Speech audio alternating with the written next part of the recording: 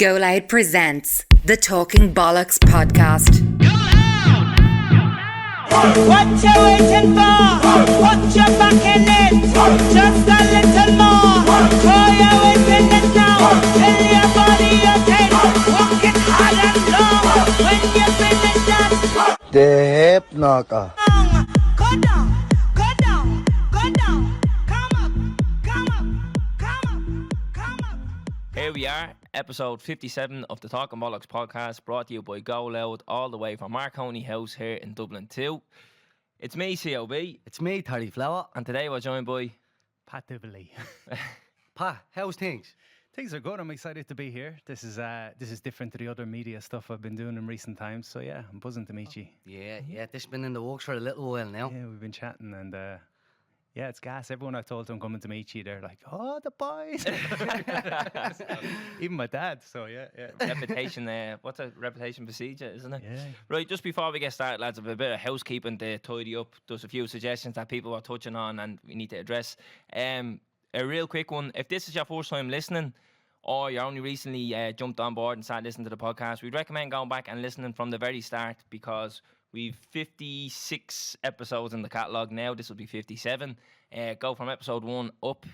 You'll see the progression in sound, content, us as people, I hope. Just to see the journey, isn't it? Yeah, you'll guests and stories. Things make a lot more sense if you go back and listen from the start. Further down the line, you'll realise why we had some people on and why we said these things and blah, blah, blah.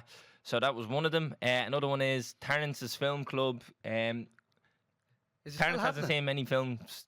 Well, you have seen a few, but he hasn't seen that many. What would be your recommendations, Pat? Oh, do you know I'm a disaster as well for the films? Yeah, what's the story with it? Matt, getting the singer out of that? Right, hold on to that. Yeah. Hold on to that. So we wanted to do it where me and Terrence sit down, watch a film and discuss it for the first time, but it's a bit dicey with copyrights and stuff like that. Okay. So leave it with us. It's still in the works. Another one is the fantasy football. How are you doing? Not great. Yeah, no problem. Shout out to Carl Calotti. Carl, I used to work with Carl. He's a legend, absolutely. Is he top? He's top, yeah, and he's in the top like 5,000 in the world as well. So he's doing well, and I know he's doing well because he changed his name on Twitter to FPL Carl. That's how you know he's doing well. That man's making moves. So we'll give him a show towards the end of the year. More than likely still going to be there. Is the football bet still on? Yeah, it is. I'm still holding on hope. So we made a bet that whoever finishes ahead of United or Liverpool, either or, that the other one has to shave their head. So obviously I'm a United supporter. Can't wait It's for not this. looking well. But I'm still holding on hope. You're dead right. It's not out of the realm of possibility. I've seen worse things happening in football. Yeah, stranger things I should say, but So I'm holding on to that. And then merch. So merch is in the works. We were due to have it before Christmas, but there was a COVID outbreak, and that really did put a dampener on everything, and we had to put the brakes on that. But it's back up and running. We're trying to get the wheel horn on that. Bear with us. And we may have a big announcement soon. A big one. But we'll leave her at that. say no more. We'll say no more. Yeah, so we'll hold on to that one. Right, few suggestions boxed off nice and early. Yeah, that's the Quick fire. housekeeping, yeah. Yeah, love that. Right, Pa, Go on. have you ever listened to an episode of this? I've been listening the last couple of weeks. Sure, Willow White's a good mate of mine now the last couple of years. The and, Willa fella. Yeah, Been on this more times than fucking Calvin. Jen Healy, Brian Penny. Yeah, they're the couple of episodes Yeah. I've been listening to. And so, actually, yeah. shout out to Willa. He was the one who put us in touch with Ardle last week's guest. We had Ardle O'Hanlon on, so Willa put us in touch with him as well. He also gave us a poxy singer. What was Think the about. singer last week? So I'll hit you with the singer, right? Yeah. How do I word it? Right, Would you rather? go on. You're gonna have to bear with me, Pat. Yeah. Would you rather believe in a terrible God Yeah. or believe or in not a believe nice, in or a not lovely believe in a lovely God? Yeah, it was And a weird. lovely God, I'm at the shade. Yeah. And a lovely God. This was Ardle, yeah. Not surprised. Look at you. This is the way we were. Yeah, this is the way we were. What is it? You believe in a terrible God? Would or you no rather God? believe? Would you rather believe in a horrible God or not believe in a lovely God? He baffled the life out of us, Pat. My head was erected there, yeah. I'll go with option B. Yeah, that's Yeah. what I did. It's just I just Yeah. agreed with Calvin. you'd rather everything be good and not know why it's good than everything be bad and know why it's bad. Yeah, yeah. That's why. That's what I took from that. No, but go on. Right. So 12% of people said that they'd rather believe in a horrible God and 88% the lovely God one, yeah? So just get that one out of the way nice and early, because that's a blading. Right. Pat, see when you eat a packet of crisps Yeah, one. and you have your greasy hands, where, I heard this one last week. yeah, where do you wipe it? Pat or Ardle wipes it in his stockings. I think that's a game changer. That's absolute genius. Our sight, our mind. I'm not bullshitting you here. I was driving up, I was listening to this podcast from Galway yesterday, and I heard him say it, and I stopped off for a pack of crisps, and I threw Wiped off them the in your shoes. stockings? Yeah. So I'm on the socks now, yeah. Yeah, a lot of people text us saying, Jesus Christ, what an idea. It's genius. It is very good. Very good. I like that. Oh, actually, I want to give a shout out to Will White. He rang me yesterday and he was talking about, do you remember what we said about the celebrations? If you leave the wrapper in, or do you take the wrapper out and put them in the bin? He says he puts them all in his pocket until he goes to the bin. How did I not think about that? Yeah, no, yeah. Well, How did I never think about that? Like, in my head it was either you put them back in the box or you leave them aside to make a bigger mess. Put them in your fucking pocket till you're going to the bin. It's not a zinger anymore then, is it? It's had to just blow Well, my that's the mind. complaint, the singers, isn't Yeah. it? But that is a great idea, that. The argument just imploded on itself there, and Willa just, again. I think it's just handy, because if you're lying down around, to keep on, especially if you wear the big beans, if you're wearing a pair of jeans, to keep on shoving them in, and, do you get me? You just put it in the box and say nothing. No, you can't put them in the box. I don't trust a man who puts them in the box. Calvin fell out on me over it. Yeah. Yeah, I'm in that boat too. Bollocks. But, right, so the greasy hands, yeah? 91% white them in their trousers, 9% white them in their socks. We do that again next year, it's going to be the opposite. Yeah. Do you know what I mean? Because I don't think people realise you can use your socks. Yeah, everyone's like, I wipe it in my trousers, but I'm going to start wiping in my Yeah. stockings. When you go to a restaurant, do you get a starter and a mains, or a mains and dessert? Oh, I heard you mention this one too. Mm. How does the zinger work? You do it last week and you repeat it again the following week. So is it? we do it on last week's episode, and then that Sunday we put it on Instagram as a poll. And based off the poll results, then we gotcha. share it the week after. I was trying to think one. I've got some awful ones for you. Oh, Yeah, lovely. well, Just bang lovely. them all out. Yeah. Come here, we've had some poxy ones. Nah, this is bad. Yeah. But anyways, Starter in the main, I think. Really? yeah, you don't like an old dessert, a little blade and cheesecake at the end. Yeah. Like a bit of After cheesecake. a few yeah. wings and chips and then a cheesecake and Bob's your uncle. know what I mean? Starter and a dessert. Start. Skip the mains. No. No, you can't be at that now. Can't be like that. That's going to be 50-50 there, is it? Well, we'll come around to it. Well, here is what you do first. Here's me, peer pressure. That's harder than the God question. I haven't been to a restaurant now in a while. I'm going to go main and dessert. Yeah, I'm Yeah. going to switch it up, main and dessert. Yeah, I like me good nails after me bad nails. I'll go with a dessert, yeah? So people that go starter mains, 65% go starter mains, 35% go mains dessert. What about starter and mains and ice cream on the way home? That's what we used to do growing up. We'll get an ice cream on the way home. It's Yeah. cheaper than a €5 Those were ice cream. definitely worth a few quid back then anyways, I tell you that much. Stopping off in Supermax. Oh, yeah, there we go, yeah. What's the story with Supermax in Galway, actually? Because I know you're a Galwegian, as Yeah. you like to call you ourselves. Is there no Max up here, no? There is, but it's not as worshipped as there is down there. Like Yeah, Pat McDonough, who has Supermax, who's worth, I don't know, he worth tens of millions, hundreds of millions. He'd be up there serving burgers some nights if he's stuck on staff, or he'd be on the door. is he that cheap? I don't know. Anyways, the last one, if you go to a restaurant, Mm. if you're getting a dessert, well, would you rather get a dessert or a cheese board at the end? What would you Dessert. I heard you Yeah. talking about this. Definitely go? dessert. Do you eat yeah. cheese boards? No. No. Have you ever had a cheese board? I was trying to think. I've had a cheese board. I was surprised how excited you were about the cheese boards. Oh, It's a revelation in our lives, honestly. Hey. Can't believe I've it. only had the one. Fuck me, man, it was tops. But it's one of them things you're skeptical of until you actually have one and you're like, this is a new way of life. It's the first day of the rest of my life now. And you'd skip something sweet for that.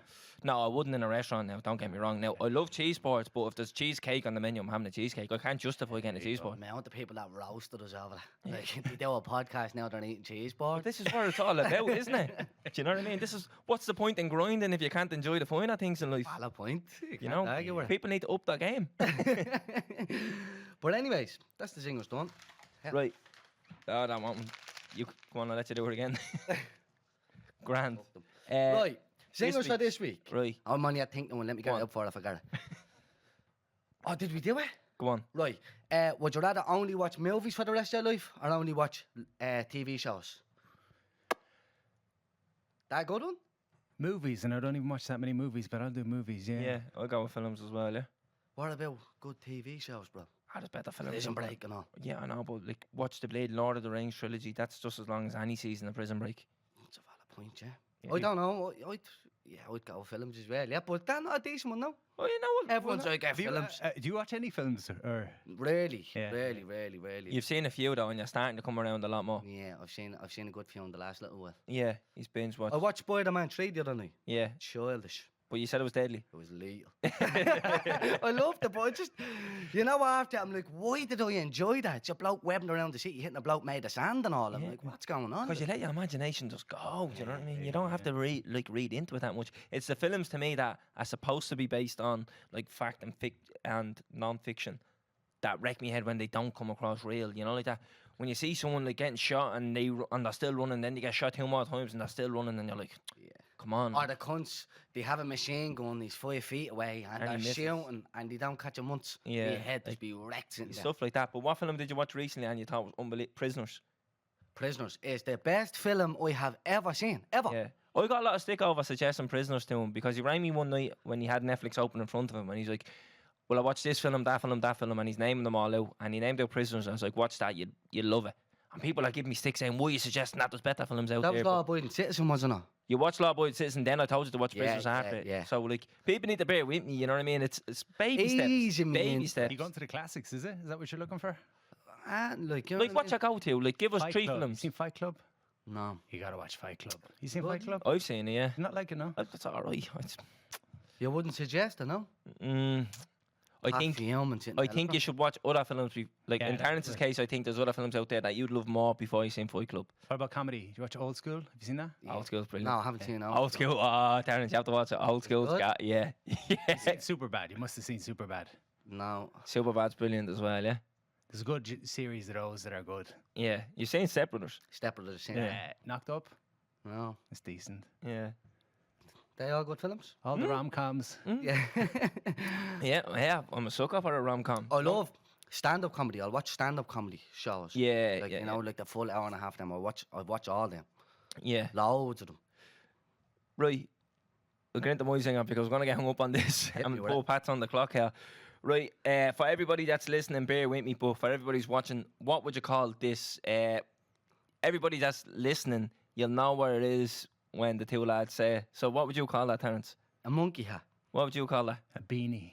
Jesus Christ, Pat.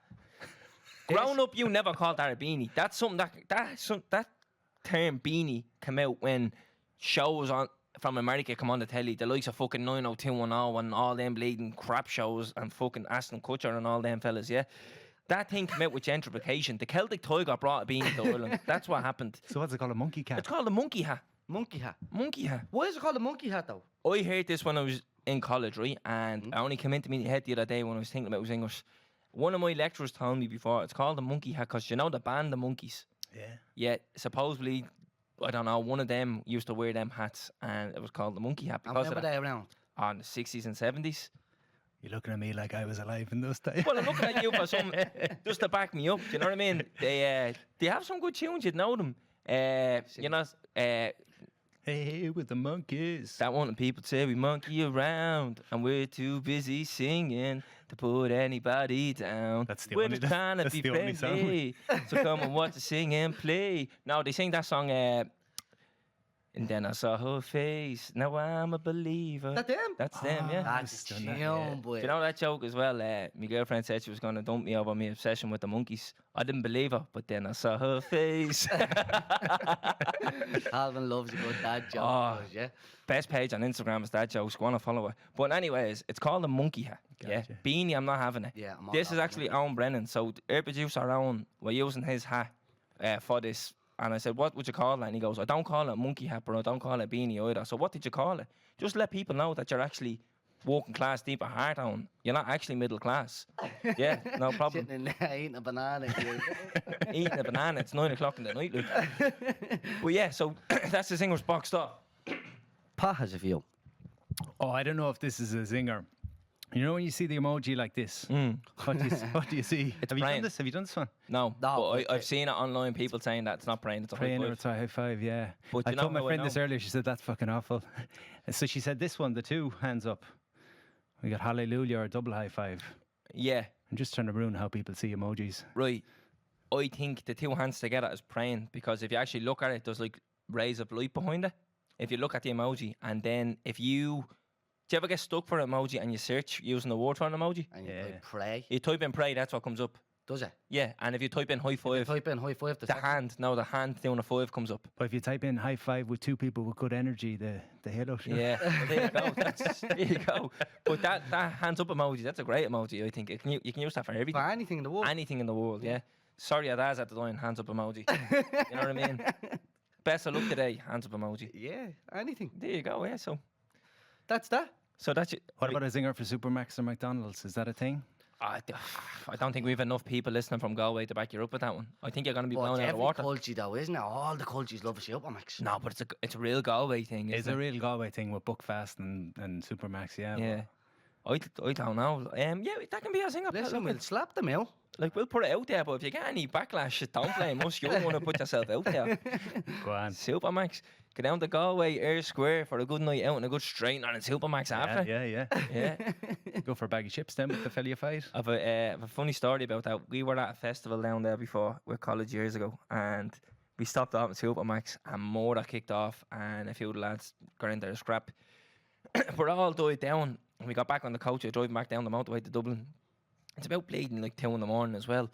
And the police come up beside us, the guy that pulled in the coach, and I was like, what the fuck is going on here? I've never seen someone getting pulled in a coach. And because we were at a festival, people were dressed funny, yeah. And this fella gets on dressed as a rabbit, right? And I was like, this is a wind-up. And he had to come on and pick out people who he was fighting with. And I was like, what the fuck is going on? Am I in a dream? This isn't real. I'm in the Matrix. So he come on, and he's there at the getting battered, head battered, bruised, cuts all over him. And he's staring at me, and I was like, he better not fucking say it's me. And my board's beside me looking like, he better not fucking say it's you either. And the boys are down the back of the bus trying to wipe their knuckles. So he comes on, and he goes on, no, it was none of them. Well, it was a couple of the boys, I'll say no names. And then that was it. So imagine, like, dressed as a rabbit, causing trouble in the middle of Supermax. Getting You're your getting a head scrapper, a load of fellas from Dublin, get your head kicked in, go out to the police and say, them fellas in that coach down the road, like, we're about 20 minutes down the road as well. The police put you in the back of the car and you go after them and you pull them in to say, no, it was none of them. Like, come on, come off it. But yeah. That's your story about Galway, anyways. Yeah, Galway's a good spot. Yeah. Galway's spot. elite. Great I spot. was in Galway loads of times. Yeah, couldn't recommend that enough now. But yeah, Singers boxed off, everything boxed off. done and dusted. Right, We have something to address. let's get into it. So, every week we put out suggestions and questions and feedback for listeners to Engage. engage with, because we're podcasts of the people, so we listen to what the people are saying. And last week there was an absolute tragedy that happened in this country with the murder of Ashling Murphy. I don't even know how to get into this because it's still so raw and it hasn't even been fully dealt with, to be honest with you. A lot of conversation has been sparked online about it, about what we need to do as a society going forward and what we can do better. I didn't think we would have the impact that we do with this podcast, but I know a lot of people actually do listen to us and take on what we say on board. To start off, we're going to have to look at it from the side of the females here. Being a woman, we know it's not easy. We know that, and now this is coming from a fella who, I'm in a relationship and I'm raising a daughter. I know, and it doesn't sit right with me, that they can't go somewhere on their own, and there's certain things that women can't do on their own because it's not safe for them to do it. And in 2022, we shouldn't have to have this conversation, but that's the world that we live in. So what can we do to impact that and mitigate against the risks that these people go through? These women go through. Somebody said to me earlier, if you want to put yourself in a woman's shoes, now it's very, very easy for people to come out and say, not all men are like that, and we get that. But if you want to look at it like this, if a woman was to go to the toilet in a nightclub and she has to walk past 10 fellas, can you imagine how intimidating it is for that girl to walk past 10 fellas, hoping that no one says something, hoping that nobody acts or reaches out or grabs or does something? How intimidating that must be. So take yourself out of a nightclub and put yourself on the street. Imagine what it's like then. So put yourself in the woman's shoes before you come out and say, but not all men are like that, because we get that. Another thing is, don't paint every man with the same brush. I was brought up, and I've seen many a Barney in my house growing up, my man that roaring the head off each other. I've never seen my dad raise a hand to me ma. And on the flip side, I've never seen my man raise a hand to me dad either. I was always brought up as you never raise a hand to a woman, and not just in principle, but my dad practiced that as well. So I get that it's not the case for everybody. Domestic violence is a real thing. How we mitigate against that is, if you know that somebody is being physical with a woman, call them out on it. If you know that somebody is being inappropriate with a woman, call them out on it. To me, you don't need to say this to me. I know that. It's second nature to me. We've had this conversation, Terence. It's second nature to most people. Most people you don't need to say this to them because we know it's wrong. But there's still some people out there that don't get that message. So we can do better as men in society. We can call this out. We can make it a better place and a safer environment for women to live their lives. On the flip side of that, you need to understand as well that men are trying their best to not paint them all in the same brush. So if you see one fella do something wrong, don't assume that every fella is like that. What happened last week, it's touching on what you said there, I think women are going to find it hard to just not paint every fella with the same brush. Because like you said, it's not even just in the nightclub. In broad daylight, when a woman is walking past a group of young fellas, she has to hesitate and she has to, a heart skips a beat and goes, I one of these going to say something here. I one of these going to do something here. So that's why, as a man, putting yourself into a woman's shoes and thinking about it for a minute, it's so hard for a woman to not paint every man with the same brush, because there's not a certain type of character that they know is not going to assault them, rape them, anything like that. There's no tell for a woman. So when she's walking past a group of men, there's no thing for her to say, he's not going to murder me, so I'm safe, because you don't know what's going to happen. And that's what's happening with these tragedies. And that's why I think it's easier for people to sort of think, well, it's not all men and it's not us. But a woman can't do that. A woman can't walk past somewhere and say, I'm safe here, because it's such random attacks. And I actually sort of like the saying, not all men, but it's always men. Because if you look at the rate of murders on women and rapes on women or things like that, it's probably 99% men. So it's so hard for a woman to not hesitate. And especially when something like this comes about, it's so sensitive, it's so raw. And it's so, look, I've been thinking about it, and for a woman not to feel safe walking around our city, like, or around anywhere in the world, because she might get murdered or raped or assaulted, it's absolutely horrible. Like, you know what I mean? I'm actually getting a bit emotional now even thinking about it. Like, it's such a hard, it's a hard topic to talk about, you know. And yeah, I don't really know what to say about it. Like, it's scary, like, you know. It's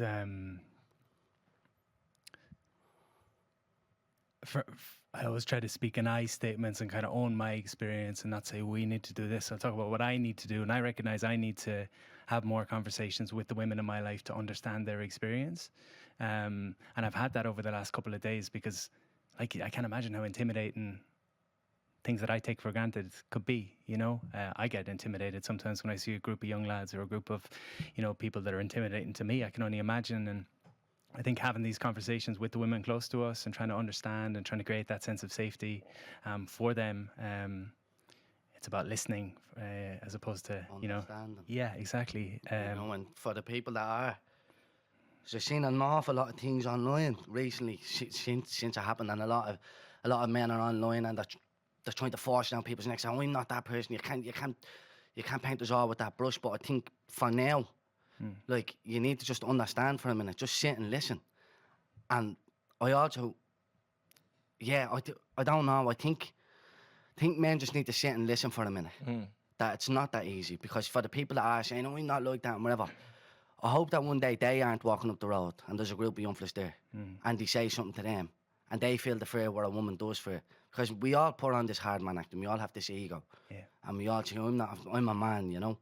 But until you're walking past a group of young fellas and something kicks off and you think, I'm on my own here, this is scary, you'll then understand what it feels like for a woman. And come out, we're all guilty of something that's after coming out lately. You hear there's all these things just coming out about catcalling, about doing this and doing that. And when you're younger, you don't realise these things. You don't realise that it's intimidating for a woman to walk past you and your friends. And you'll probably say something stupid. And everybody is guilty of that. But I think that's in the past now, where everything that's so sensitive and happening now in the world today, that needs to stop. And I hope that we have a big enough influence on the younger lads out there now to say, don't do that. When you're with your mates, don't make a comment on a girl that's gone past. And don't do these things because, again, like I said, I hope one day you don't have the fear of walking past a group of youngfellers. Yeah. And they say something, look at this, whatever. And then you'll feel the fear where a woman has to feel every day. Women feel that every single day. You'll only feel that when you're in a certain area and something happens. Do you get And me? the thing is, we're three fellas sitting here having this conversation. So if other fellas can sit down and have this conversation and address it, and a bit of insight into what's going on, you know what I mean? You'll never be able to fully understand what's going on unless you actually reach out to a woman and get her to explain it. So we're three fellas talking about this problem. Yet not all men, it's the saying, but all men can make the difference. You know what I mean? If we just try and understand what's going on, you know, reach out to women in your life, see what the story is, and try and ensure them that there is people out there, there is fellas out there, be that example. You know what I mean? And then that will knock on then to other men in your life. And just another one, if you are in a group of people and you have that chance to make a situation better for a girl walking by, do it. Yeah. And make sure you say it to the lads. Think about it. You don't want to be that story. I walked past this group of fellas down at that shop the other day and they said this and they done that. You don't want to be that person. Don't be that person. You know? Just going back to, like, when you said growing up in your family home, domestic violence wasn't a thing. What we need to do here on this as well, I think, is we know domestic violence is a very common thing in a lot of homes in our areas. That's been, how do I say this? A lot of my friends and a lot of people that I would have grew up around would have grown up in a home with domestic violence in it. And without realising it, they just become a product of the environment. I'm not saying they're killing their birds or anything like that, but they might not see it as big of a deal.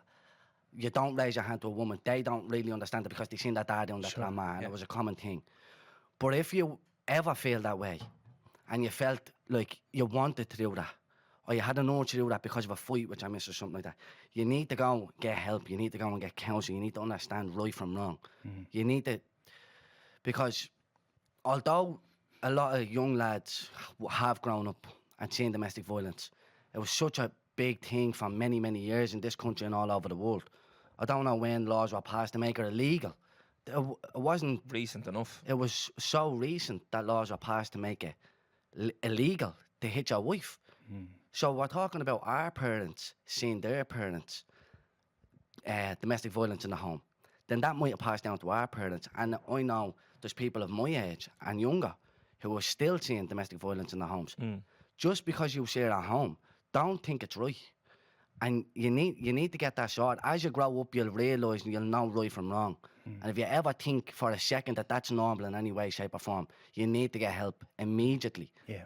Immediately. There's an idea that if we don't transmute our pain, we'll transfer it. In other words, if we don't go in and deal with our own stuff and we carry this pain, and a lot of men carry pain, a lot of women obviously carry pain, but when we don't deal with our own stuff, we pass it on to other people. So as you say, going and getting support on these things. I think the other thing worth just noting is there can be a tendency to see things as very black and white. So as you say, when someone says men are doing this and I get defensive and I start saying, well, I'm not like that, I'm jumping onto the other side of the coin. There's a lot of grey area in between. As I say, like, I've never physically abused a woman, but I've been emotionally negligent. I've been an asshole over the years, you know, because again, I was insecure. We're all guilty, that's what I'm saying. We've all made mistakes. We've all said things to the other gender that we shouldn't have said. This goes from women to men, men to women. I'm guilty, you're guilty, we're all guilty of doing something over the years. And earlier I said catcalling as an example. I don't mean literally, I was just giving a thing of like saying things to women or something like that. We're all guilty of something, but we can all change. We've all made mistakes. We're growing up in different eras also. Like years ago, some of these things maybe weren't seen as a big deal. Nowadays, the world is changing and maybe for the better, in my opinion. Because I don't ever want a woman to feel intimidated. And men make mistakes. We've all made mistakes over the years. You learn and you grow. And if you ever have made any of these mistakes, learn from it. Grow. Make sure to never do it again. Tell your kids that they're not to do that. Learn right from wrong. Yeah. Emotional maturity, I think, and grown up and properly grown up is about being able to hold different things, not be completely one-sided. So again, I'm able to hold the fact that sometimes I fall out of line and I do stupid things, but also sometimes I'm a really good person. Because if I can't hold both things, I'll tend to jump on one and I think I'm the best in the world, or I think I'm the worst in the world. So again, I think maturity is finding this balance, finding this grey area. But just to acknowledge you boys in addressing this and talking about this, I think this is huge. Because the same way the likes of Willow White or the older guys are probably like mentors to you, you're having a big influence on a lot of people. And it's easy to skirt around these issues and not talk about them because you'll always get kicked back, whatever you say. And I think for me, at least, there's always fear around talking about these issues. I'm terrified of saying the wrong thing. So just to acknowledge mentorship is really important. One of the things that's missing in the world is older men giving a blessing to a younger man to say, you're doing a good job, fair play. And I think you're doing that for the younger generation coming through. So Thanks very fair much. play. Well, it's- Hopefully, said, hopefully it is ringing true. That thing what you said about domestic violence, I know people who you'd see now, they wouldn't be shy of hitting their partner, yeah. and And I've seen it over the years. their siblings are the same. And then, like when you see that happening, and then you look at that dad, sure that dad was the same with their ma, so they know no different. Yeah. You know what I mean? So we need to start breaking that cycle again. We've talked about this a lot, breaking that generational cycle. Although you say they know no different, they know what's wrong, but they've seen it and they think, oh, it's happened. I've seen me man going through it. Yeah. They don't realise, although they know it's wrong to do it, they don't realise how wrong it is. Yeah. That you don't do that. And if you ever did change, sort yourself out. You need to fix up there before you start doing anything else. People in fear, whatever your fear is, whatever's going on for you, when trauma comes up for you, you'll revert to your old patterns. That's how we operate. You know, when we're under a massive amount of stress, when we think the world is a scary place, we default to, again, what we saw growing up is often the default setting. So again, it just speaks to, I think we all need to be doing our work. Whatever our inner work is, making peace with the parts of ourselves. And we'll probably talk about this, I'm sure, throughout the episode. But again, if you don't go into the difficult parts of yourself and make peace with them and work on them, you will project that onto other people. So, yeah. I just want to touch on one more thing. So we're talking about preventative measures. I think the guy they have a lot to answer for here. Last year there was 3,000 cancelled calls of domestic violence. Domestic violence is something that shouldn't be a part of society, and how it's addressed. So if you go online, I always see things that girls share online to help each other, and it's like, if you're suffering from domestic violence, message me saying I'm still selling clothes, or you know, those little signals that women can give to let them know that they're suffering.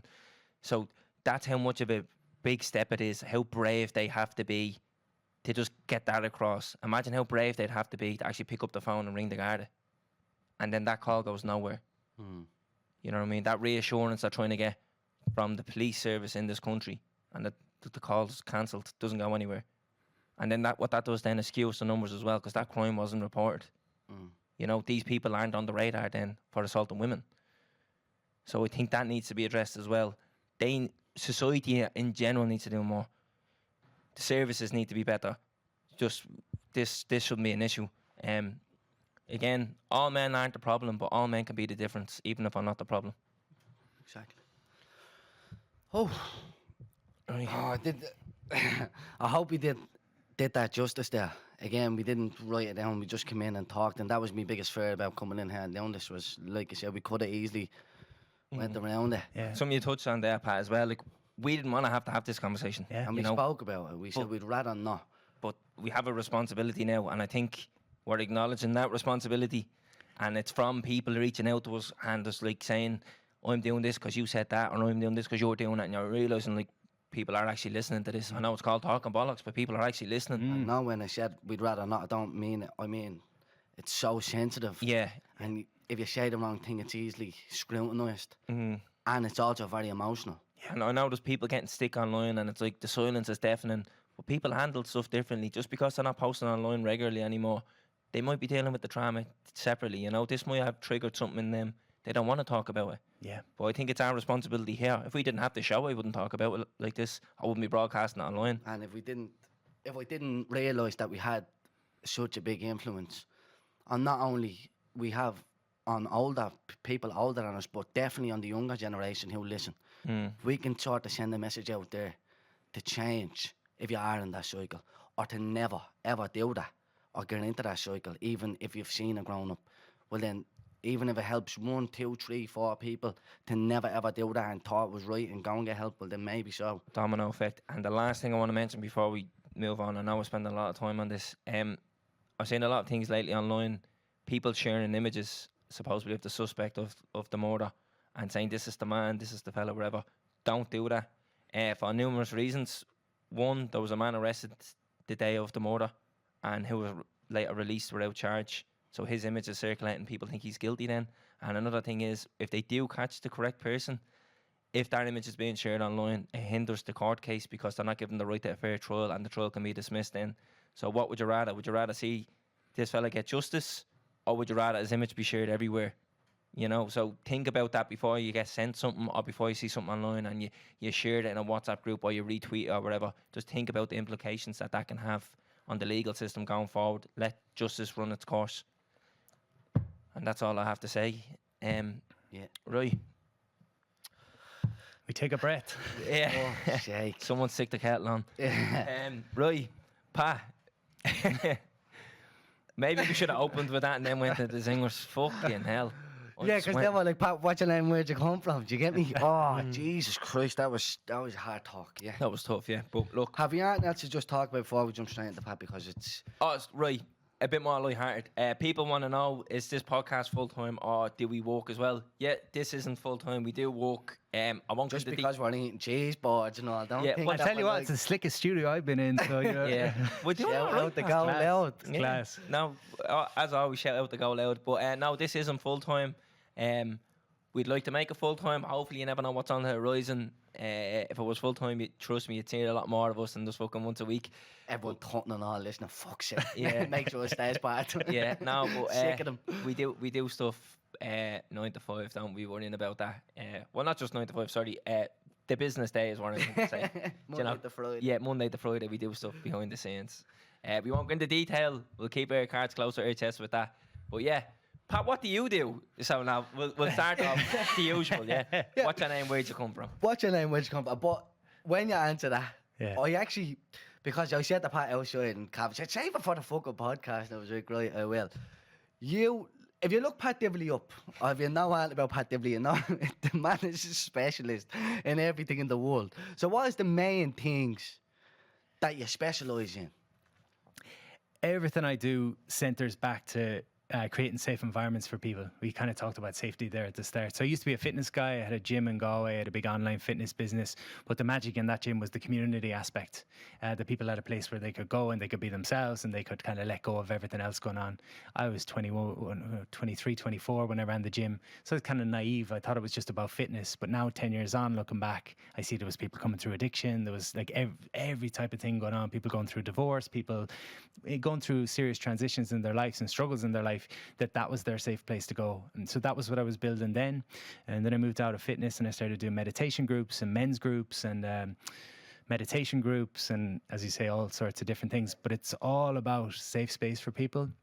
I see that now. I think in life, the secret is to find kind of what I mentioned. You find your wound, you find where you've struggled, you go into your wound, you work on your wound, and then you share the medicine with the world. So what that looked like for me was I always felt like I didn't fit in as a kid because I was bullied quite a bit and I lacked self-belief. So my wounds were a lack of self-belief and a lack of community. I'm on my own and I don't believe in myself. So I tried to work on those two aspects of myself. And as I kind of developed those skills, if you will, I can now offer that to the world. So the thing that was my greatest pain becomes my greatest gift to the world. And I think that can be the case for a lot of us. You might see someone who loses someone to a horrible condition in their life, loses a partner maybe, and then sets up a charity off the back of it to support others. So I call myself a wounded healer, meaning I'm not going to try and talk about anything I haven't experienced. I won't talk about parenting because I'm not a parent. I won't talk about how to be rich because I'm not rich. I won't talk about any of these things, but I will talk about loneliness. I'll talk about disconnection. I'll talk about addiction. I'll talk about all these other things that I've gone through. So in terms of what I do seminars, I write books, I do podcasts, but it's all about belief and belonging. Those are kind of my two words. Brilliant.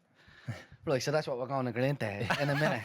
So, what's your name? Where'd you come from? And what was life like growing up? What's my name? Where do I come from? What was life like growing up? Pat Divilly. I'm from Limerick originally. Jesus, sorry to hear. I know, look. I'm only messing. I love people from Limerick. Don't start. I mean, someone started me from Limerick before I was messing. It's all right. It's all right, but no Supermax. I just actually copped on. We've had 3 people not from Dublin on in a row. Willa's Dublin. Was Willa? Oh no, Willa wasn't last. We had Ardle. Kevin Belfast. is from Belfast. We had Ardle, who's from Monaghan. And we have Pat, who's from Limerick, yeah. Originally. See, that's what we Originally talked Limerick, about yeah. when we said that. We set this up to like change the perception of the inner city. And then we started growing and growing. We were like, what the fuck? We can't just keep talking about the inner city now. And now we're just at the fucking off. And we just have all the But I think we've cultures on. changed the perception. We've changed the perception of inner city that 2 young bloods can actually have these conversations with people Yeah. from outside of Dublin. It's class. So- Yeah, it's That was class. the main aim. And now we're sitting here with people all over the country and all. It's about Done like, it. All the cultures. Yeah, they changed the name of the thing. Surprised didn't come in a pair of baked beans and brown ankle pickers. Yeah, a check short. I got changed outside.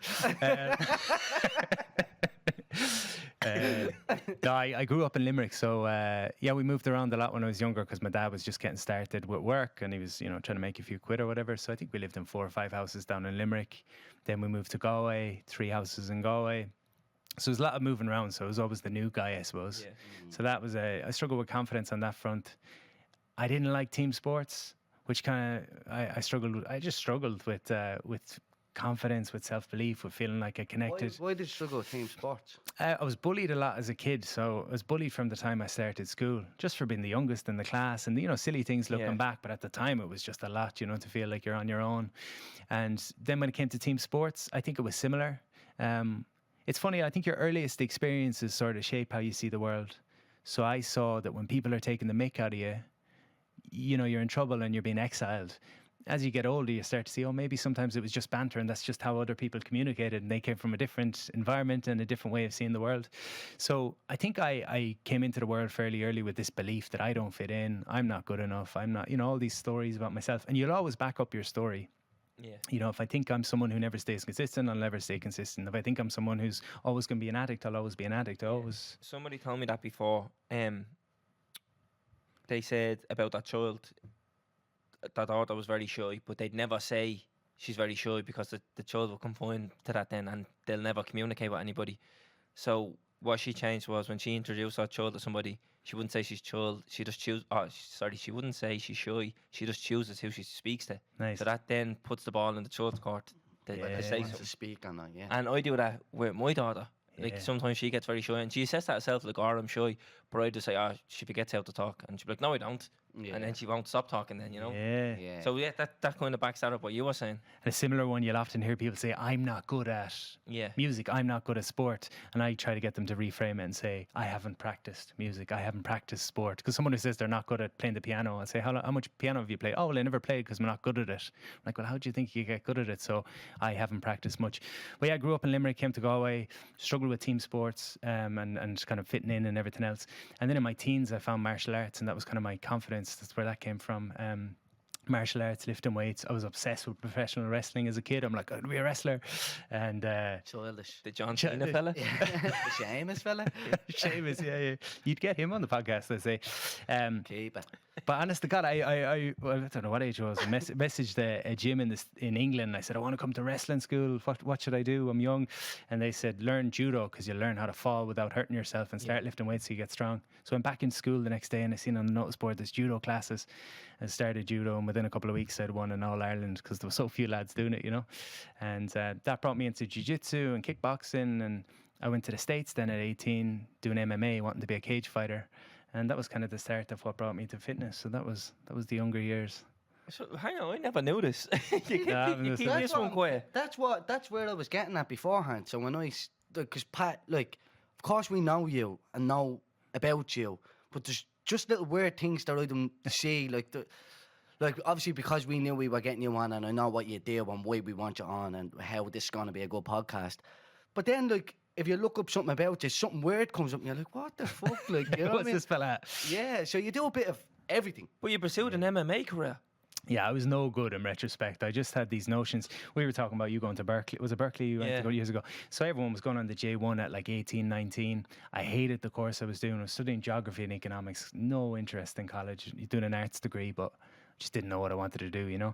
So the one thing that kept me going was every summer I go to the States. I train full time in a gym. All the rest of the Irish were down in Pacific Beach in California.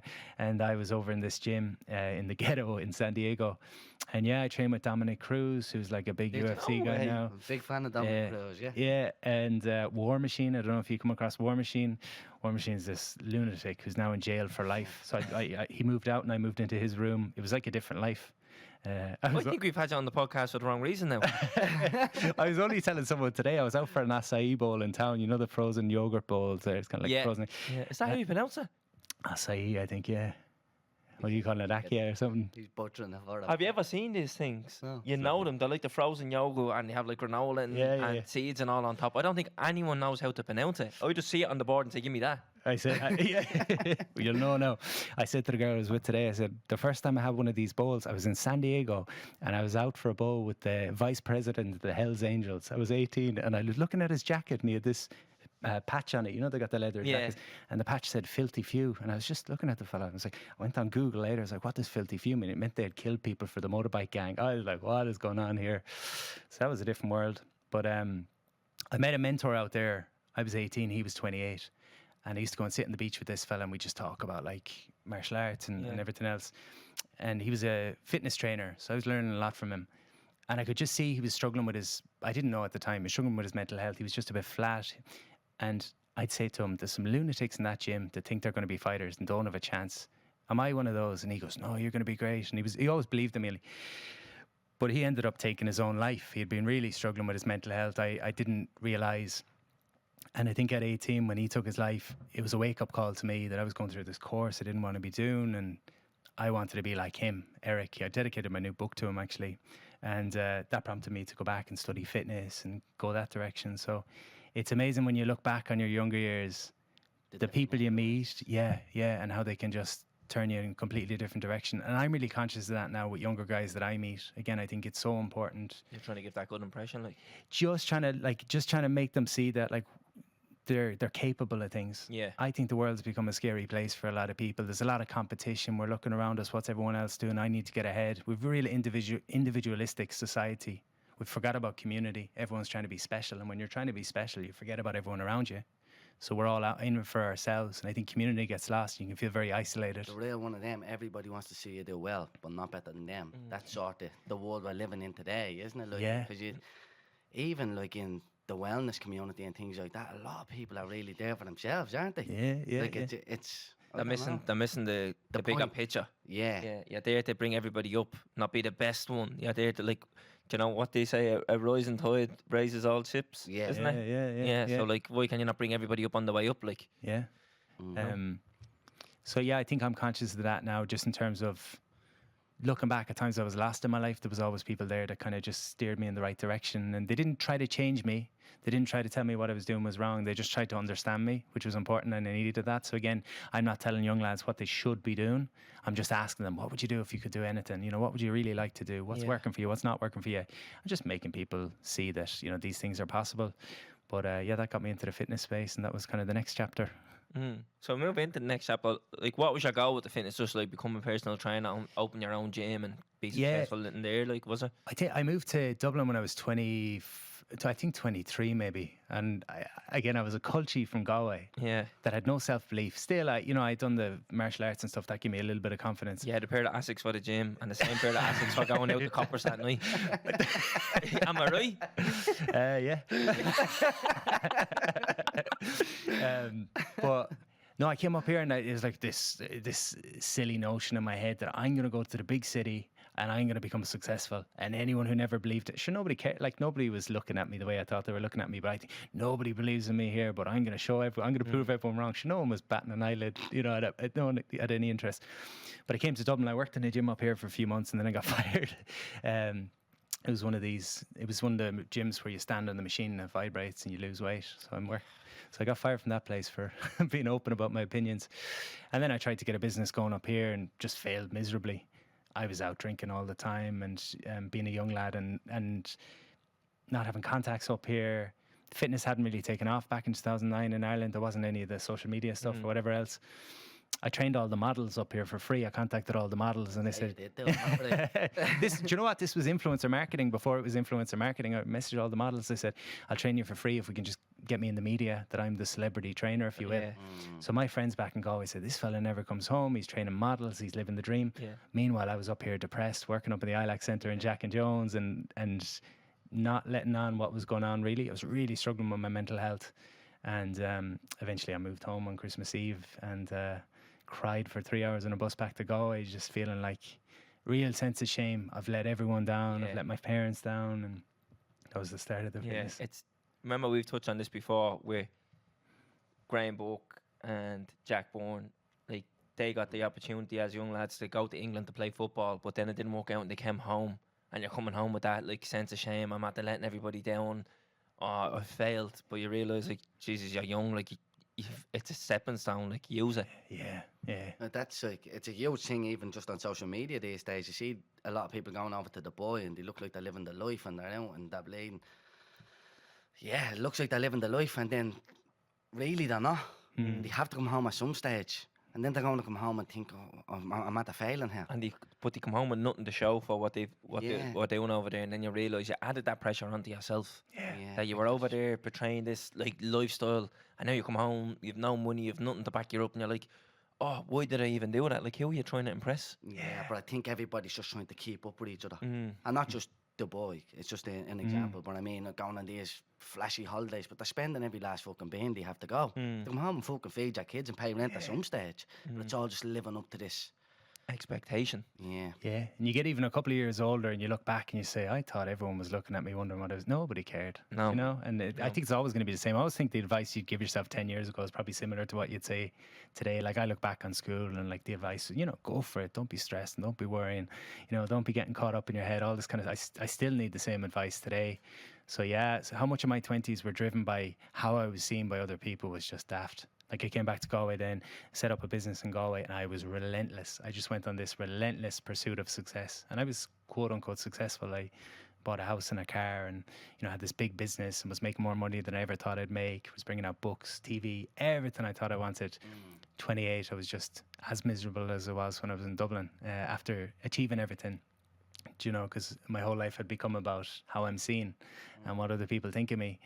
And I always say, like, you can look for happiness in all these places. I ran out of places to look because I'd achieved everything I thought I wanted and I was still struggling with anxiety and overwhelm and stress and just completely lost. And I find when things are wrong in your life and you can point to them, you can say, that's why I'm sad. It's one thing. But when things are right in your life and you're still struggling, you're like, maybe I'm just a broken person or something, It gets dicey. Well, that's the problem. A lot of people think that all the problems are financial. Yeah. And that's why, you see so many celebrities coming out and say, like, oh, I'm depressed and this, that, and the other. And then people go, how can you be depressed? You have 100 million in the bank. It's like, really, that's why a lot of people think, oh, if I just won the lotto, like, I'd be happy. You would be happy, for about 3 months. Yeah. And anything you're still struggling with now, you will struggle with again. You won't. You'll get that boost and you'll be out buying cars or whatever you're doing. You're not addressing the problem. Yeah, it's still in there. Do you know what I mean? It's still in your head. I think a big one this week is the Kanye West one. And you see he's going through a horrible divorce with Kim Kardashian. And I don't really like the urban celebrities, but it was his daughter's 4th birthday the weekend. And they've no legal agreement in the divorce yet, like with custody of the kids. He bought the house across the road from where they live.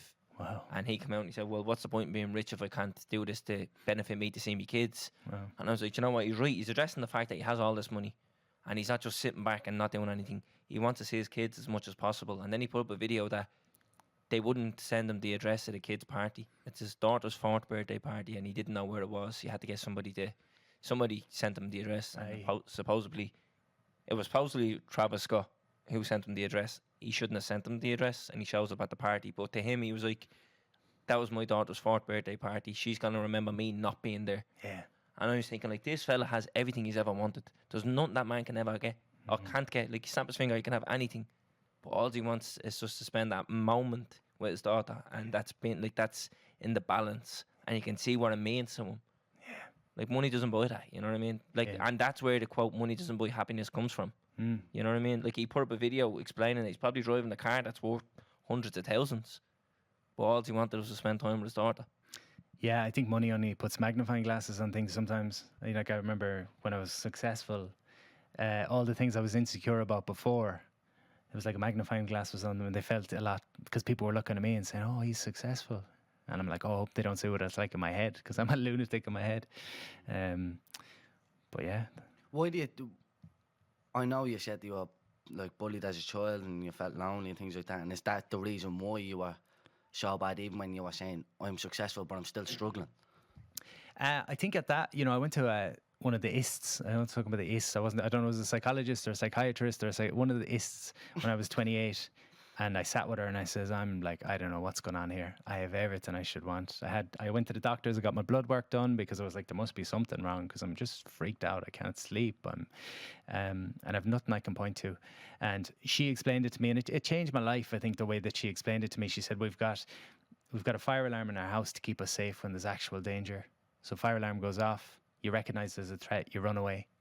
She said, if the fire alarm goes every time you use the toaster, it's a pain in the ass. You probably pull it off the wall, pull out the batteries.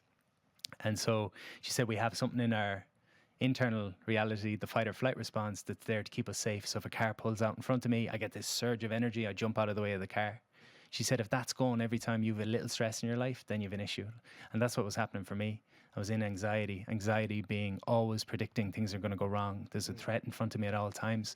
And so I just had to learn how to regulate myself, how to come back to feeling a sense of calm, because I was always on, always switched on. I was terrified of, first I was depressed because I had nothing. And then I built something. I was terrified of losing it. It'd be like you building this podcast and then starting to get scared. What if the podcast goes away? Who will I be without the podcast? I started coming from a place of fear. Wasn't enjoying things anymore. Was trying to hold on desperately to everything that I had. My whole life is tension. I don't want to lose what I've created. And there was no enjoyment in that. So meeting her changed the course of my life. I think I recognized my 20s were all about I'll be happy when. I'll be happy when I get to the next thing. I get to the next thing, I'm take a breath. I might be happy for a day, and then it was next and next and next. That gets exhausting. So then it became about like, how do I be happy on a daily basis? Still have things I'm trying to work towards, have a bit of a vision, but not be putting my happiness a year down the line, and there's a great book called The 5 Regrets of the Dying. And the lady's a nurse that spent 20 years at the bedsides of people that were coming to their last days. And she wrote this book about the regrets they were having. And it was always the same regrets, kind of like Kanye there. It was, I wish I'd made more time for the people I love. But the number one was, I wish I'd lived a life true to myself and not the life that others had expected of me. And then there was, I wish I hadn't worked so hard. And of course, we're all going to reach that point at some stage. And I don't want to look back with those regrets, So, yeah. It's very relatable, all that as well. So we spoke about that before as well. About like it's hard to sort of, I find it hard to sort of sit down and take something in as well. I'm a real one of them like you. Doesn't matter what it is. Even when we signed the deal, it's like, right, what's the next thing? Are you doing an episode? Right, that was great. Right, what's next? And you find it hard to sit down and sort of go, right, what I'm doing here is good. Which is, I never do that ever really. And why do we even do that? Something I say to people, Terence, is if you imagine your little one is 6. Yeah. If she comes home from school every day and she says, I did this and I did this and I did this and I did this, and you were to look at her and say, well, what's next? What are you going to do tomorrow? And you did that repeatedly for a couple of days, her self-esteem would be shot. Yeah. And then as adults, we see ourselves as adults. I'm 34, I see myself as a 34-year-old. There's also a younger version of me there that gets scared. Like these parts of us still live inside of us. The inner child, we'll call it, right? There's a part of me that needs to, like I'll get to the end of the day, I'll say, did the podcast with the boys and I did this and I did this and I did this today. What's next? And I'm always having that expectation of myself. I never think to nurture that part of myself that's a little bit scared. I need to, so every evening I sit down and I say, what did I do well today? And I try to write down a couple of things. It sounds a little bit airy-fairy, but it's really useful for me to press pause. Your confidence, we're all trying to find more confidence and we think that it's in the future somewhere, but you can never be confident in the future because we're uncertain about the future. And if you think about confidence, confidence is certainty, and certainty lives in the past.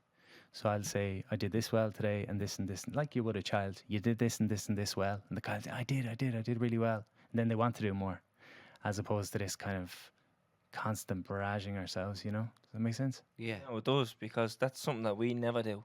We always say, like, we'll wrap up here, we'll take a picture, we'll put it on Instagram, and then we'll be like, right, who's next week? Yeah. And we never look at like what we've achieved so far Yeah. and reflect and enjoy it. You know, like that. And I think we've started to come around to that the last few weeks. Like, Jesus, we really have done something. And it, I think it'd be a great episode for you, or just an exercise for you to give yourselves an hour and take a step back and say, how have we grown, and what have we learned, and what's been the most enjoyable parts of the experience, and really collect. The problem with that is sort of, it's nearly like self-praise. yeah. Like, You sitting don't there want to being get like, we're too great, into that, like, yeah. Yeah. but Calvin, you are right as well, like, but in China, like, you never take a minute, you know what I mean? The only time I ever realised that something good is going on is when we got a message off Yeah, someone. someone else saying tells you. something good, but not even how good we are, but whatever. It's what, if someone messages us and says, like, that episode really helped me, and now I'm doing this with my life and things like that, then I sort of sit there and take a few minutes and go, fuck me, man, like, we're at the influencing someone to go ahead and get that help, or Yeah. do this thing or make that step. That's the only time, but other than that, it's like, it's go, go, go, isn't it? We don't live in the moment enough with this. I think it's an important part of it, and I look back at lots of things. I can be proud now, 10 years on, of things I did when I was 24. At the time, I didn't have time to be proud of those things. I just kept going, and I really burnt myself out.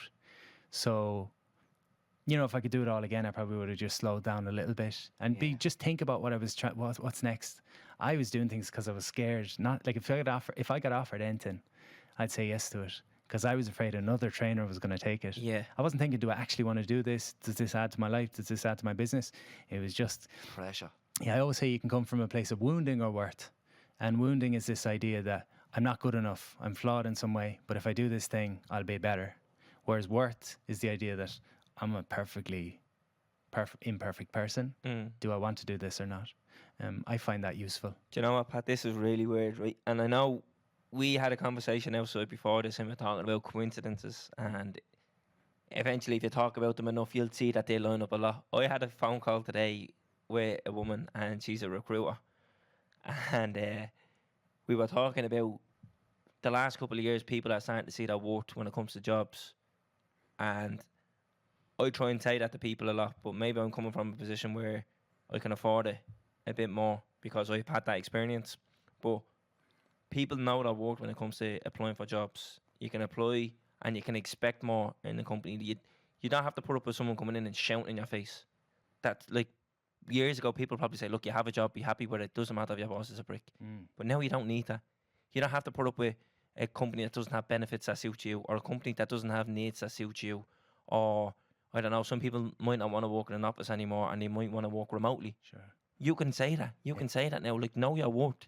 Whereas some people, like, look, there's a job offer there, just fucking take it and go. Where, like, people know their worth now. And this is the exact conversation we had. And that was a weird one now. It's starting to make me come around, lads. Because we were talking about coincidences. And the coincidence, well, this isn't a coincidence. Remember I told you I went to a medium? Yeah. Yeah. So I told Pa. When I went to the medium said that Pa Divily, who I hadn't heard of at this point, has made something out there for me, and that I have to find it. And when I find it and listen to it, I'll know that was made for me. So then, me and Calvin have been talking about getting Pat on the podcast and what we talk about and things like that. It was actually, if you just want to go back and listen to this specific moment, it was episode 18 with Tom O'Carty, and we're only talking about this one outside how great of an episode it actually is. Yeah, we had some crack in that one. Great band on that one, yeah. But then when me and Calvin had a chat then a couple of months ago, they messaged you, and then when I sent you the message, you replied like instantly, being like, "Oh my God, this is mad. I was just about to message you. There's a weird energy and all." Well, he started saying that, I was like, "Ah, there's something going on." But then, how did we get into that? Why was I getting into that? But maybe that's the message. Maybe that's the message you were meant to hear, is to enjoy this as much as you can, because you're doing amazingly. I mean, don't let it pass you by. I know you probably don't need to be told that, but Yeah. It's very hard though, isn't it? Because like, I go back to that thing. You don't want to be caught up in the self-praise and blowing smoke up your own hole, because you just look like you take down that. But Yeah. even like someone's, well, a lot of people have said to me when they listened to last week's episode, like, Ard O'Hanlon, come on, to me, one of the biggest icons in Irish history. Like, you know what I mean? You look at Irish telly, he's there, and people are like, "When the great that he come on and he opened with praise for you," and I was like, do you know what? That is actually a weird one, because like, there's a man who didn't have to do it. And same as yourself, Pat, like people don't have to come on and do that, but they are. So it's coming from somewhere. Yeah. So maybe we are doing something that's good. Yeah. And I don't know, maybe is it us just being too critical of ourselves? Well, like I was saying at the start, learning to be able to hold two things at once, like being able to hold two perspectives at once. The world is very black and white, and people are there's a lot of judgment in the world. People think they're a success or they're a failure, they're good or they're bad, they're right or they're wrong. So you might think that you're being cocky if you believe in yourselves too much and you acknowledge yourselves too much, or you're being humble. But there's a middle ground. You can hold both. Yeah. You know, you can acknowledge the great work that you're doing, but also have the hunger and the humility to say we can get a lot better. I think learning to hold two things is a really important thing for us all. Yeah. Right. While you were talking about in your 20s and all, you said that you became successful then. You had the house, the car, the job. How does that come about for you? So how did you get to a point where you were financially secure to do all them things? So I haven't told the stories in a long time.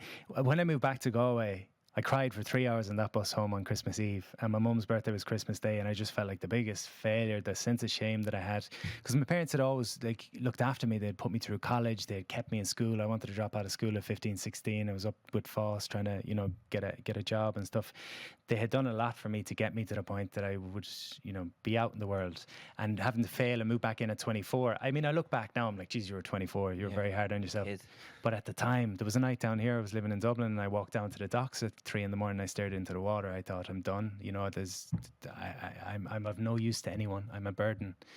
And the coming home to Galway, I spent 5 months just depressed. And I meet my parents' friends, and they'd say, "Oh, I thought you were in Dublin," and having to every day just retelling this story. Yeah, I'm just. But I contacted a guy in the UK. This is again the people that come into your life and give you a bit of guidance. And I saw he was a successful trainer, and I said, "What are you doing differently?" He's teaching outdoor. "What are you doing that I'm not doing?" And he goes, "I'll ring you." And him being in Wales and me having no money, I said, "This guy's rich. He's ringing from all the way over in Wales, Yeah. And he rang me, and he didn't tell me anything I didn't know. Just give me this energy that I didn't have at the time. He goes, "Go out there and blow them away," and whatever else. So I got 5,000 flyers printed up, and I dropped them everywhere in Galway. I was working in a pizza shop at the time, so I'd work in the pizza shop, go and drop the flyers everywhere. And I started teaching classes down on the beach. So I had 5 people the first morning. And again, I was in the lowest point in my own life in terms of my mental health. But I said, if I can make these clients believe in themselves for the hour, it'll get me out of my own head. It was something my dad taught me, and it stood to me as when I was at my lowest points. My dad always said to me, half of your problem is you're obsessed with your own problems and your own struggles and your own challenges, and you're living in here. He says, there's a lot of life happening out here, but you're stuck there. He said, if you go and help people in some capacity. My mentality was, I can't help anyone. I can't help myself.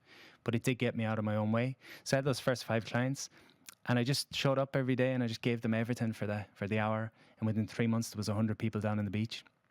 He used to always tell this story about the guards who came down one morning, and they said, "Are you Pat Divilly?" And I said, "Yeah." And they said, "What time's the class over?" And I said, 10:30. And they said, "Don't go anywhere. We'll be back." And the clients are all gossiping and looking at each other, wondering what I've done. And they came back at 10:30, and they said, "Lock your bike. You're going to have to come with us."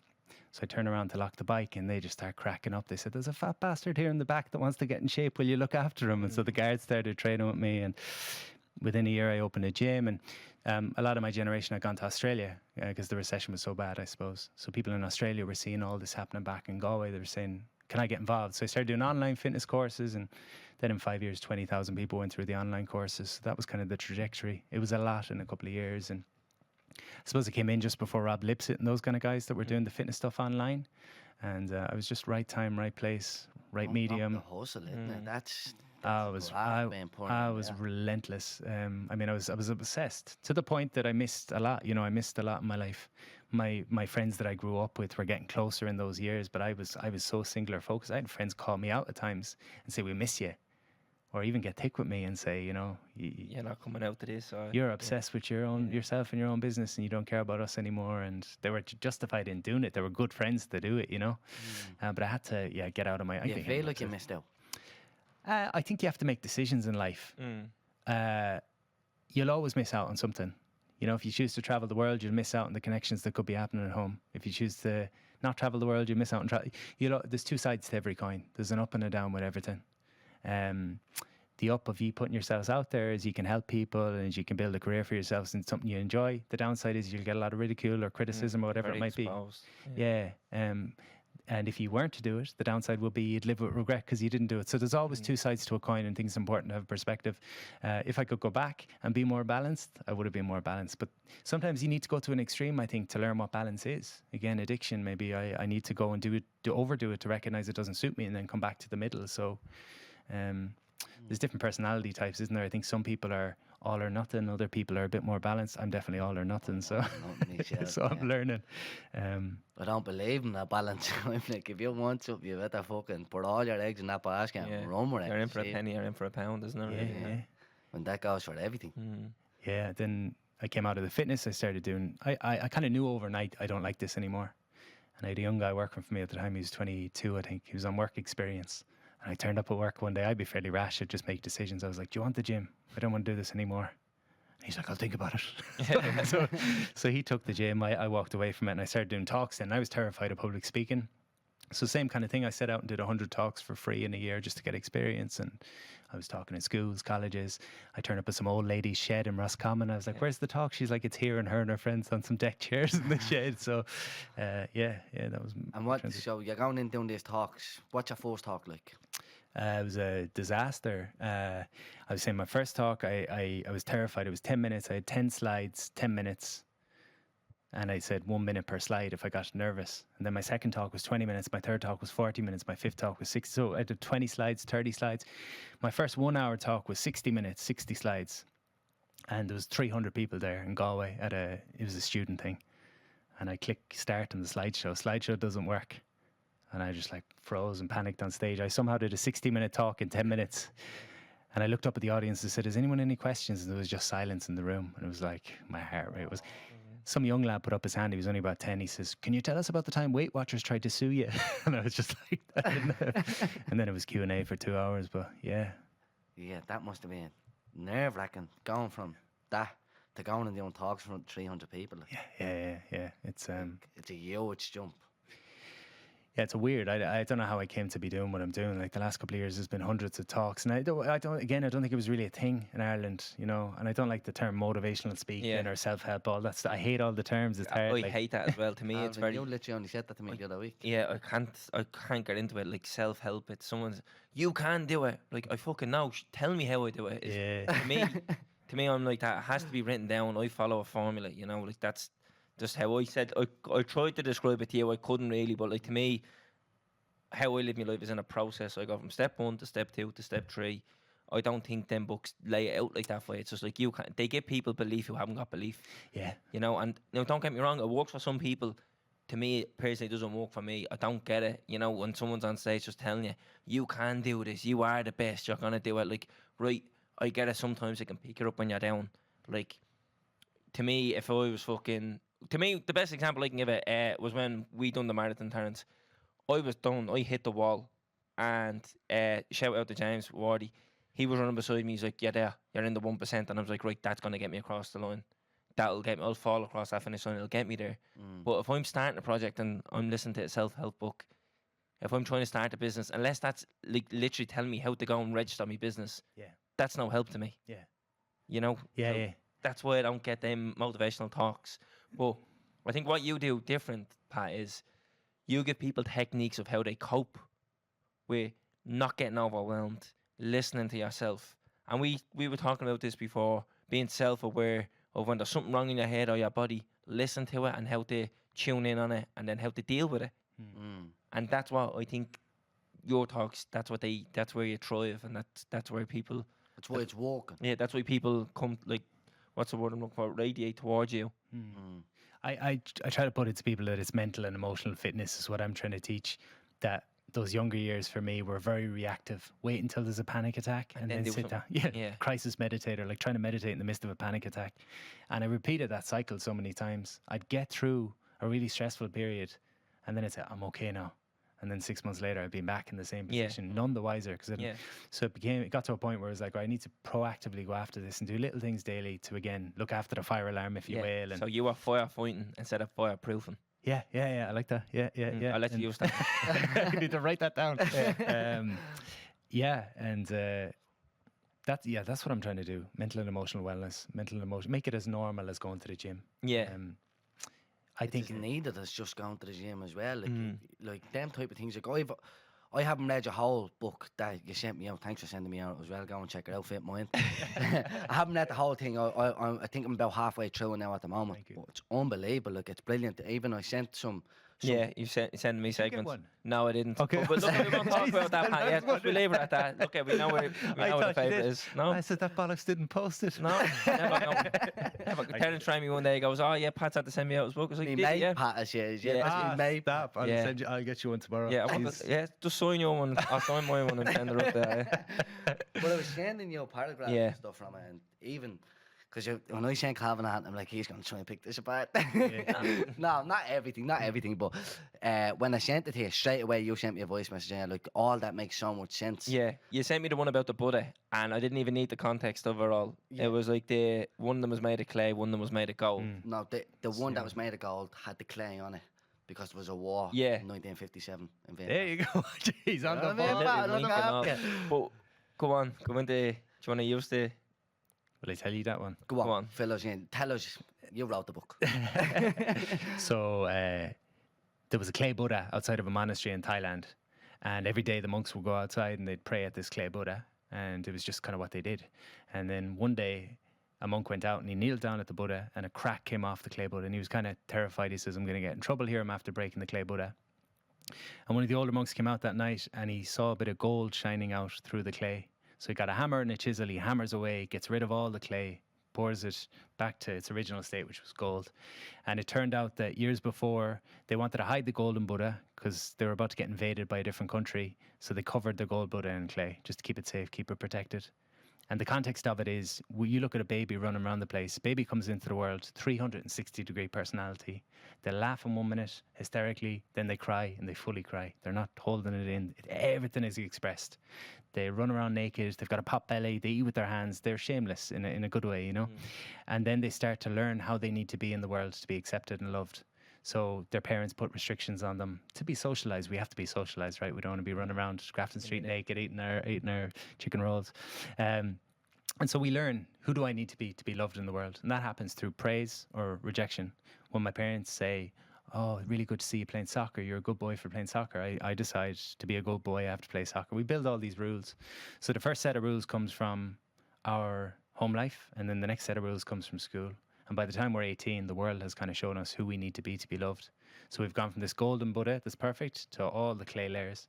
And I think the work then is peeling back on these layers. I'm getting back to Reckon- the golden Buddha.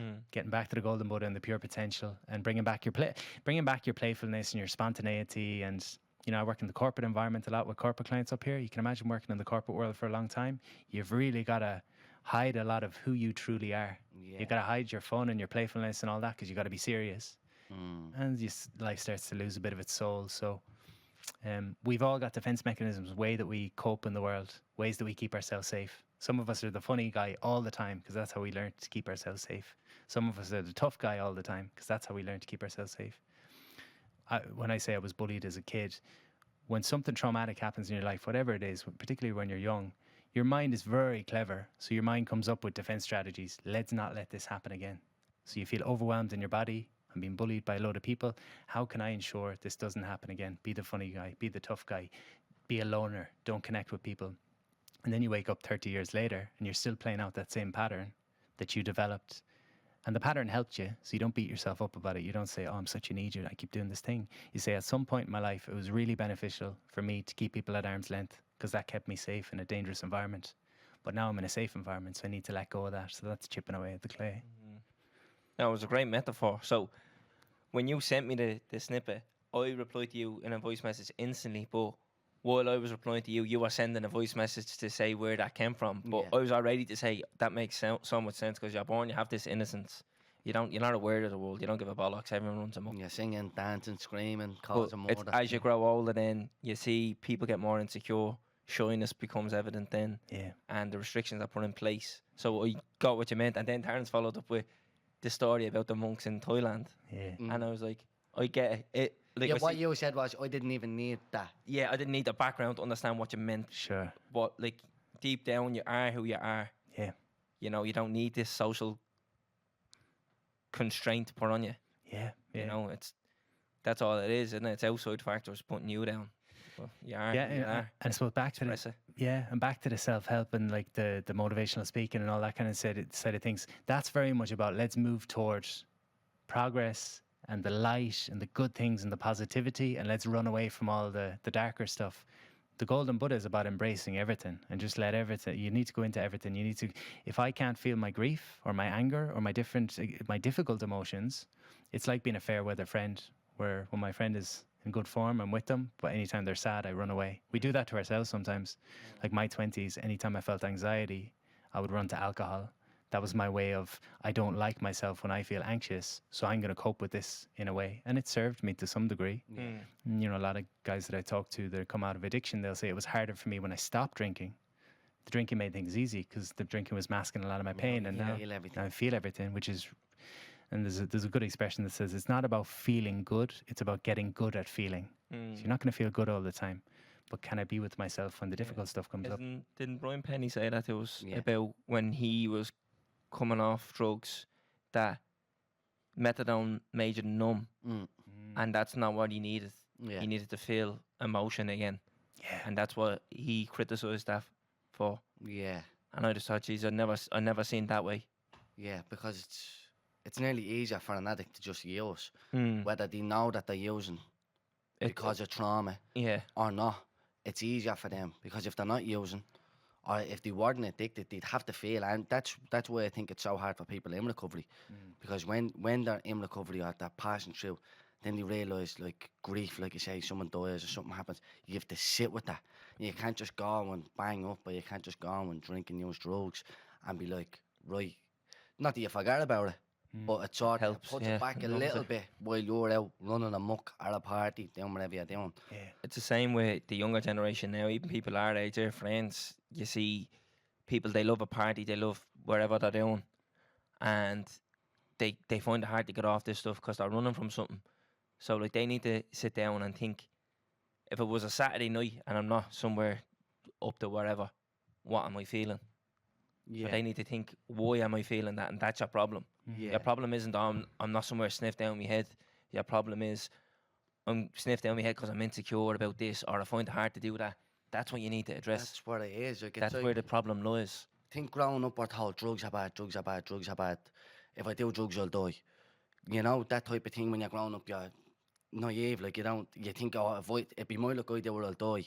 And then people try it for the first time and they don't die, and they go, oh, that was all right. Like, that was a bit of crack, and they wake up and the next weekend comes along, you're out with the boys and you're like, fuck it, I didn't die, so I'll do it again. You do it again. But now I feel good. Now I feel good. You're no longer insecure. You're no longer, you're now this new person.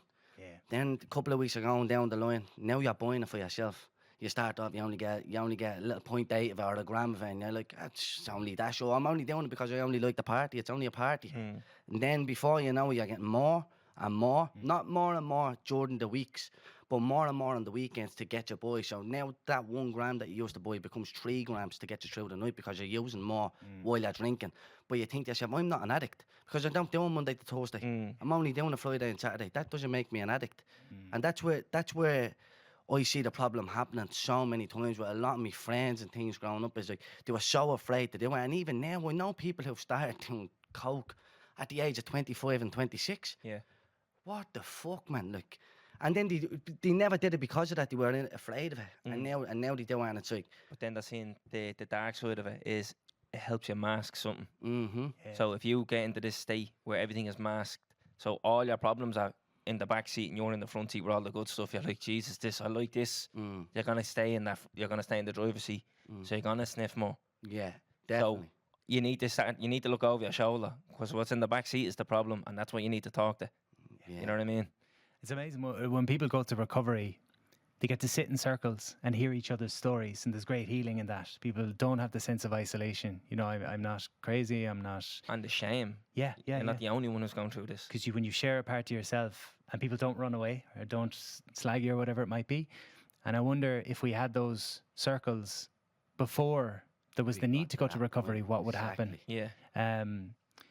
That's a lot of the work I do now is men's circles. We sit in a circle and everyone will just share what's going on for them. My wife just had a miscarriage and I'm trying to support her, but I'm really grieving and I don't know how to hold that. And nobody tries to fix the man, nobody tries to make things right, nobody tries, but everyone's carrying some pain. And sometimes the pain that you carry is a lot to hold on your own. And so can the group kind of support? There was a nice analogy once. We were at an event, a men's group, and we were holding a stick and everyone kind of had their hand on the stick and they said, you can let go, but someone needs to be holding it the whole time. And it was this idea that you don't always need to be strong. There's always going to be someone around you that's going to be strong for you, and then you'll be strong for them. And again, I think it speaks to this community aspect that's getting lost. Because I need to be special, I need to be seen, I need to be, ahead of the pack. You touched on community as well and how we're losing it. How do you think we get back to it? Oh, it's difficult. I mean, I see you probably see Paddy Douglas and the guys over there doing Moonstock. I've seen that stuff looks great. It could be anything. I think it's finding your tribe, and that's different for everyone. Again, when I look back, when I had the gym, it wasn't about fitness. It was about people having a space they could go where they were meeting people of every different background and age. That, again, it's finding places where you can go and get rid of the clay and just show up in your gold. And it's going to be different things for different people. But I'd love to see a couple of years from now, maybe this is something, again, if I want to see it, I probably need to create it myself and not be waiting for someone else to do it, is circles all around the country where you can just show up and you can sit in a circle for 2 hours like we're doing here and just have the chats. And this is what's going on for me. And they have men's sheds for older guys that have retired and stuff like that. But it's spaces where I can show up, I can be myself without my masks. And not ashamed to sit down and just open up and spill the beans about everything going on. Yeah, there can be a tendency, I think, for, I know when I share my struggles with friends that I grew up with, their instant response is to try and fix things for me, and that doesn't feel very good when you're struggling. Someone says, you should do this, you should do that, and you're like, Jesus, I just feel overwhelmed. I just need someone to listen for a few minutes. So I think it's creating the space for someone to express how they're feeling without trying to fix them. That can almost make someone feel worse. If I was to say, I'm struggling, I'm just kind of going back to addictive tendencies, and someone makes them feel like they already had the solution to the problem. I think I'll just do this. Oh, Jesus, would I not think of that? I must be a bigger fucking idiot. Yeah, and I think they feel like there's this part of myself that I'm really afraid to share, but I'm going to share it because I trust this person. Then I share it, and then I feel like, oh, this person doesn't appreciate me as I am. They're trying to make me another person. Yeah. So it's I think it's an important one for us all, because sometimes we're looking for how can I have that safe space for myself, but it's also good to think, how can I create that safe space for other people? When someone comes to me and they're struggling, we all have that tendency, or a lot of us have that tendency to try and fix them because we think we're helping by fixing. I think the way we fix is we create that shame-free environment where we can ask questions and help them self-inquire, understand like what's going on for them. But yeah, the community piece is big. I'm not quite sure what the answer is, but small steps anyways. Yeah. And then you went from the gym, so you went from like physical fitness to kind of mental fitness. Yeah. How did that come about? It was somewhat natural transition in that, like, I was doing talks about training and nutrition, then I started talking about goal setting, and then I started talking about the way that we talk to ourselves and sleep and stress, and then I've just kind of trusted the process and just kind of leaned into whatever's kind of come up for me. And it's been the things I've needed myself at times in my life. So I studied cognitive behavioral therapy, which is how our thoughts impact how we feel. Studied mindfulness and meditation, studied yoga. I've done all these different trainings, and I just take little pieces that make sense to me and I bring them back. And I think I've two strengths. One is bringing people together in a safe space, and the other is taking ideas that other people make sound really complicated and putting it across in a way that's like, oh, that's manageable, that's easy.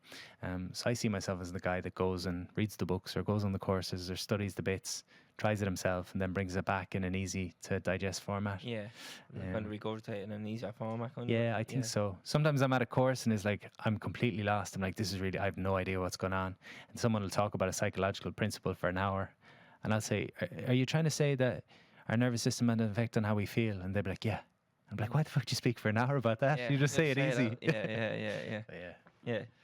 See, like me and Terence, people have reached out to us about, we'll talk about the public speaking kind of thing, coming in, doing chats, and I was like, what the fuck are we going to talk about? Like, do you know what I mean? But one thing, and I was listening to you on the way in here, one thing I kind of got, and it's probably an example of what you said there, is, the mental side, it's just as important as the physical. And how I break it down is like, we're all just machines, you know what I mean? Well, machines, just big flesh machines, basically. But you need to have your software in check to have your hardware in check. Mm-hmm. And you need to have your hardware in check to make sure your software is running correctly, you know what I mean? Yeah. So, like, if you're not good mentally, you're not going to be good physically. You know, that's really going to impact. If you're feeling shit, you're going to sit around all day. You're not going to do anything, and that's going to have a physical effect on you. And you can actually, that can cause you to become ill as well. You know, I don't know the exact study behind it, but there is science out there to say, like, if you have bad thoughts and a bad thought process, it can actually lead you to a decline in your health. Yeah. And then as well on the physical side, if you're eating shit, you're gonna feel shit. You know that one. Mm-hmm. You know, like, yeah, eat shit, feel shit. So you look after your hardware, looks after your software. You look after the software, look after your hardware. So there's a balance there. There is like, you know, I'm gonna need to work on that if I'm gonna use that in an example. What physically, what talking about public speaking. But that's what I'm saying, and I think you've met that balance. You know what I mean? It's all well and good going in and smashing the bleeding weight session, but if you're not going home, then reflecting on what went on during the day, it's nearly to no effect. You know. I think like thinking back now, it's funny sometimes just having conversations, you start to recognize the patterns. But I think when people were getting fit in the gym, they suddenly saw I set a target here and I did things differently and I put myself in a different environment and I achieved something new. And then they started thinking, how can I do that in other areas? So again, I was a naive kind of 23, 24-year-old, and people were coming up to me and go, thanks, you gave me the confidence to file for divorce. I've wanted to do that, but I was scared. But the gym taught me that I can do things. So people started taking the principles, very simple principles. I mean, goal setting is set a goal, break it down, get yourself in an environment and take small steps. That's all it is. But I think no more than you doing the marathon, you're kind of like, that's something I didn't think I could do. I followed a plan. I did it. What else might I be able to do? So it's again the confidence piece of, I think confidence comes from seeing your progress. So when people get stuck in a loop of feeling like unfulfilled in life or lacking purpose or feeling a bit lost in life, generally they've nothing they can look at in recent times where they can say, oh, I've done that really well. So if you start taking little actions, the confidence builds. I think it's a momentum thing. Yeah. It's a good way of putting it, yeah. Lee. Yeah. I'm sitting there baffled. I talk a lot there. No, I get it. Little though, it is quality. What have you got coming up for us? Work-wise? Well, yeah, work-wise. What have you got? What's your plans now for the next year? Stop. I need to get better at this because I'm a bit reactive with my work. When I feel like doing a workshop, I'll launch a workshop and I'll put it out there. I'm tipping away with the podcast. I do a good bit of corporate work, the men's work. Do you know what I do is breathwork every Thursday night. I'd love if people listen to the podcast, give it a go. 7:15, a free breathwork session on a Thursday night. Where can you get that? Link in my bio. Yeah. Link in the show notes. Pat Divilly. We go live Thursday. Our air podcast goes live Thursday at 7. So 7 p.m. yeah. So Pat Divilly, do Pat Divilly's breathing session first. Yeah. Hold off on us for a few minutes. I'm really big on the breath at the moment. I'm blown away. I sent you a recording if you get a chance. yeah, there we go. Yeah. It's amazing. It's amazing what it can do. Yeah, I've listened to it. I listened to it last night. Yeah, very soothing voice, Pat. Even now I'm sitting there, I'm like, that fella whispers between nothing to me. Yeah. The breath work and I'm trying to come back to that, I suppose. My piece is always trying to see. It's very easy to point the finger at the world and see what's wrong with the world. But when you point the finger at what's wrong with the world, there's 3 pointing back at you. So I always try to take that responsibility of the things that are upsetting me out there. I have a responsibility for my life to fixing those things. Yeah, be the change I want to see in the world, isn't it? Yeah, and it sounds cheesy and everything else, but there's also that thing, you know, as you were kind of talking about earlier, you have a responsibility. You don't have to follow it, but there's a lot of guys looking up to you, and it's easy to think, oh, someone else is going to talk about these things, you know, we're all right. But there's also a part of us that there's a chance for us to step up. You know, I often have a voice in who am I to do X, Y, or Z. But then there's another voice that says, well, if you don't do it, no one's going to do it in your way. Yeah. You know? So I think some of the things I've talked about today, the struggle with community, I'd like to do work in the future that kind of improves that situation. Continuing to give people different solutions to mental health. I think there's more to improving mental health than talk therapy. We can talk about our problems all day, but things like the breath work, and I do trauma release work with people that helps them physically let go of the stuff that they're holding. So yeah, I'm hard to put in the box, but yeah. Loads. It's all about healing myself, and I know healing's kind of a loaded word, but that's what it feels like to me, is making peace with myself. There's parts of myself I don't like still. And rather than try to get rid of them, I just want to kind of understand them and where they came from. Like I say, I developed these different aspects of myself for reasons in the past. Certain things don't help me anymore, and I just want to let go of those parts, you know. Take the clay off. Become the gold. I'm trying to have a bigger podcast than the Talking Bollocks.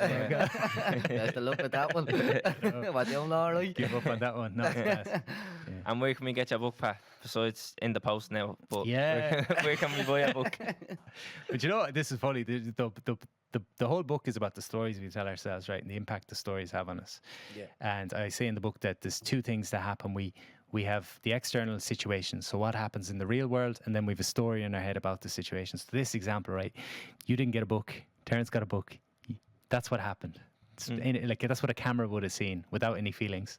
But then you'll attach a story to it. I don't know what the story was, but you might say, well, that fucker's getting one and I'm not getting one. And I could have a story that I think he got a book. Yeah, Terence posted about it, but he didn't post about it. There's all this mind reading going on. So the book is very much about recognizing that a lot of our stress is nothing to do with what's actually happening. Yeah. It's the story we're telling. But anyway, you can get the book in Eason's or you can get your book. Yeah. Hand it to you tomorrow. Yeah.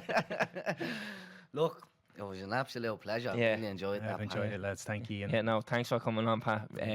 So we have the book. The book and the podcast, I suppose. The podcast. And the Breathwork on the Thursday. And the podcast is just... Pat Divilly podcast, yeah. Yeah. And you get it everywhere you get your podcasts. Yeah, all good podcasts. Not as nice a studio as you boys. I record mine in my kitchen, but no, again, to acknowledge you on the work that you're doing. You should be proud. And All good podcasts aren't in the kitchen, though, Pat.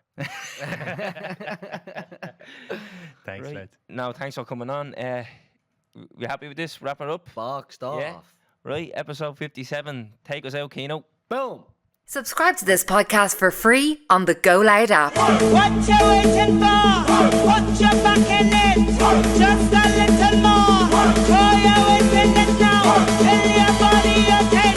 Walk it hard and long. When you finish that, The hip knocker. go down, go down, go down.